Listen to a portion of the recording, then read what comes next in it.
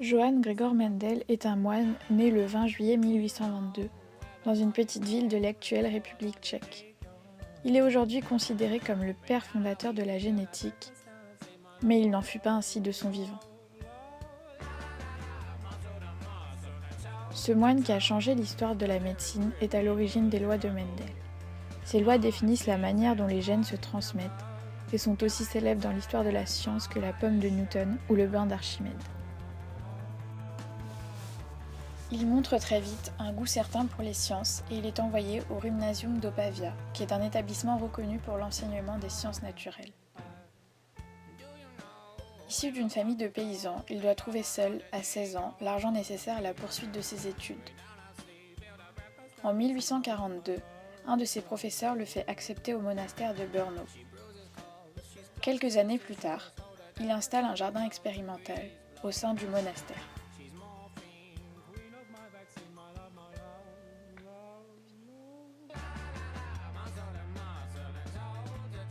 Il observe l'hybridation entre diverses variétés de petits pois et en tire les règles universelles de la transmission héréditaire de certains caractères.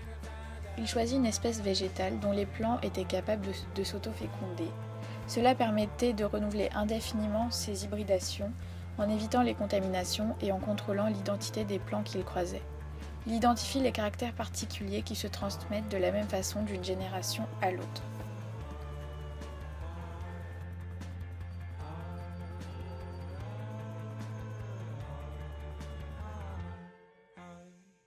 Il débuta ses expérimentations sur les pois dès 1854. D'autres avant lui avaient réalisé des travaux sur la fécondation artificielle des végétaux.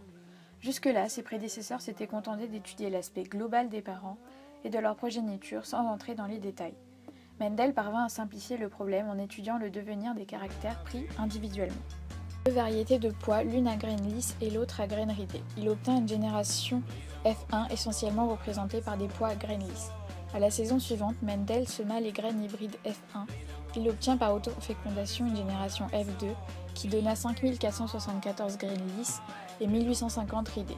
La ségrégation des caractères se faisait donc selon le rapport 3:1 car les mêmes proportions se retrouvèrent dans les 6 autres expériences. Mendel conclut que le gène déterminant la forme du pois comporte deux variantes appelées allèles, l'une dominante et l'autre récessive. L'apparence était gouvernée par ces variantes transmises à part égale lors de la reproduction.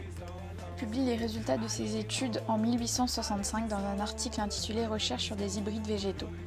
Il pose ainsi les bases théoriques de la génétique et meurt en 1884 d'une insuffisance rénale.